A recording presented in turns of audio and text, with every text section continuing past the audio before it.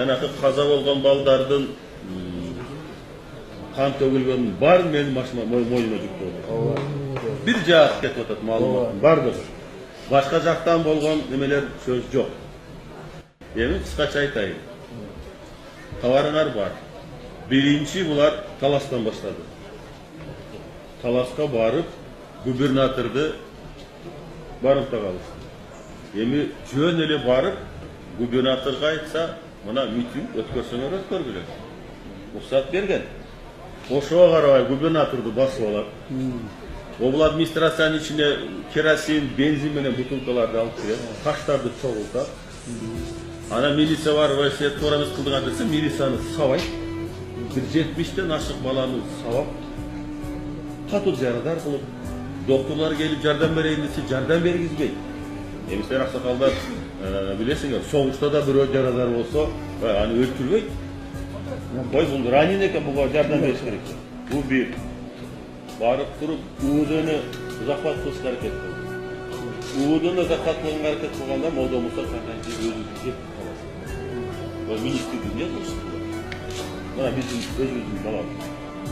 Туурабы? Бул не деген зөкүрлүк? Бийликти ушинтип алабы? Министрди чала өлүк кылып, тебип байкушту. Эмне гана деген сөздөрдү айтпай, ошо жерде тургандар, булар бандиттер. Булар оппозиция эмес, урматтуу аксакалдар. Булар бандиттер. Талашта кылды, эртеси ошо күнү Нарынды көтөрдү. Нарынды да губернатор айтты, айнанайын, мына митинг өткөрсөң өткөр. Каршылык жок. Эми карагыла, Бишкекте болгон окуя. Бишкекте Алмаз Атамбаевдин офисинде чогулушат. Ал жака милиция барат. Барганда кимди жөнөтүштү? Курсантты жөнөтүштү. Курсанттарды жөнөтүп, бузуучу болбосун, тартипти сактагыла десе. Курсанттар жаш балдар сабаган экен, баары качып кетишти. Анан берки уже курал менен спецназ барса, алар куралдарын алып, көп да булар. Көп экен. Болгондо да жанакы мушташты билген, атайын даярданган балдар экен. Куралды алып, анан ак үйгө жөнөдү. Ак үйгө жөнөгөндө жолдо баратып оружие саткан дүкөндү, магазинди захват кылат. Ал жерде курал алышат. Анан ак үйгө келип туруп калат.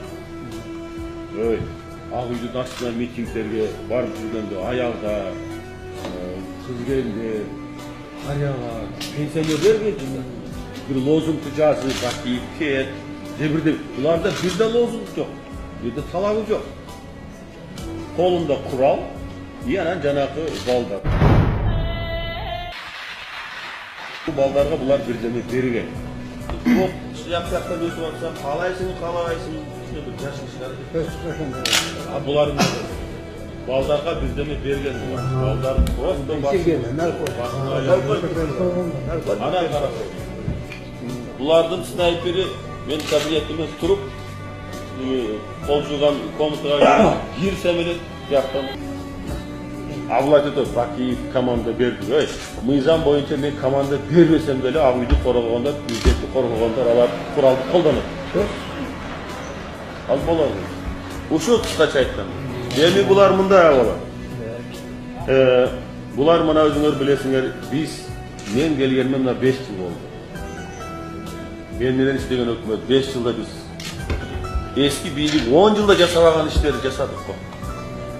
Жолдор, мектептер, пенсиялар, эмгек акылар, больницалар, мектептер, эми айта берсе көп. Билетин. Туурабы?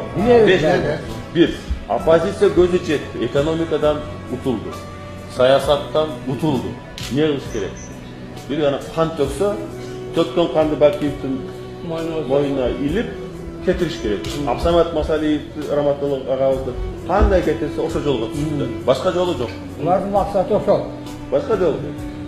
Ошондуктан жанакы биринчи каза болгон балдарды өздөрү атып, анан мына ушул даражага келет. Кетишке аракет кылды буякта. Мен айттым, мен кетпейм.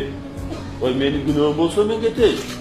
Мен күнөөм болбосо мен эмне кетейин? Жок, сизди коопсуздук жагынан биз атып коет. Өзүңүздү, балдарыңызды, туугандарыңызды. Бул жака келсем, сен айтсам, туугандарым баары тыркырабан жакта жүрөт. Бандиттер коркутуп, сен да президент аксакалдык. Илдетиңер деп ойлойм. Аксакалдын sözün ördü, aksakalдын akıl nasihatın ardı. Aytıp bir gana bu yerde emes, başka oblastlarga bir çıkıp, buna ben razıyım bugün Jalava Tele radyo kampanya geliptir. 4-5 günden beri büt malumat bir jaktan ketip atar. Büt televiziya jamanlığı. Anan tiyaktan da malumat taratıp gör, şu Bakiyev hazır eldi çoğultup, kural menen Bişkek'e varıp talkalayt ekende. Ben prezident bolğandan keyin men özümdü өлкөмдү özüm talkalayım деп.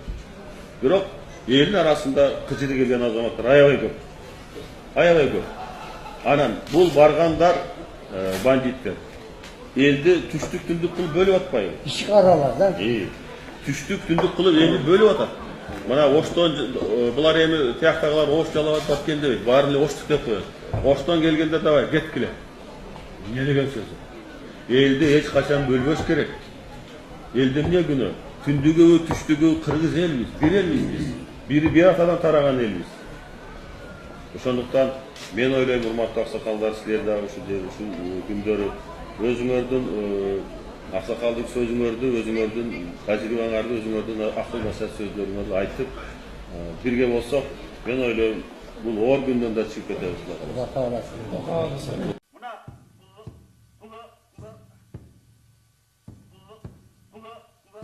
Я понимаю, что многим не нравится президент Бакиев, но другого же нету. Другого нет у нас. Я так считаю, что с Бакиевым можно спокойно работать. Я так считаю, что с Бакиевым можно спокойно работать. С Бакиевым можно спокойно работать. El dağdırım oylagan, Ermanas'ta yalgıngan, Hormanbek Baykiyev'e davus ber halkım.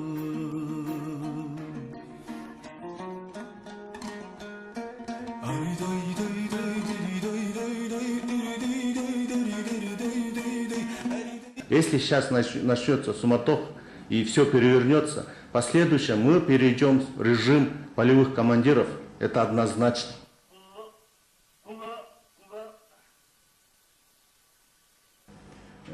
Большей части они сидят за компьютерами в юридических компаниях. Они очень аккуратно подходят, аккуратно отбирают у вас бизнес. Я так считаю, что с Бакиевым можно спокойно работать. Сегодня я встречался с утра с командующим транспортным управлением армии США. Тоже был разговор о том, что с Бакиевым можно спокойно работать, но другого же нету. Другого нет у нас, но другого же нету. Другого нет у нас. Наши членники готовы предоставить или шить там, я не знаю, специальную одежду.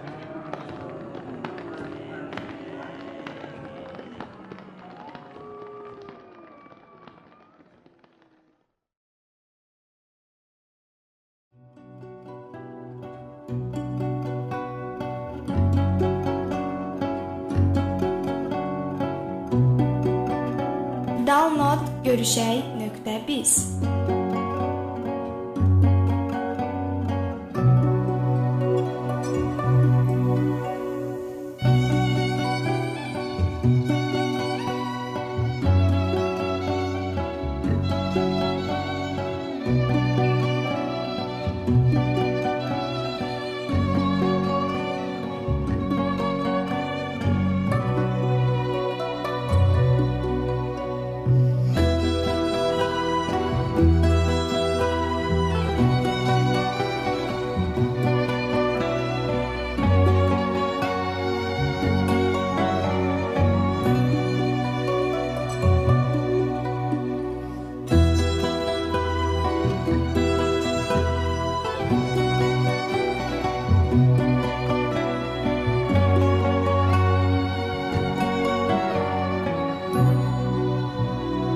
Download.görüşey.biz Nerede rüzgar, aklımda aşk var gece yarısında.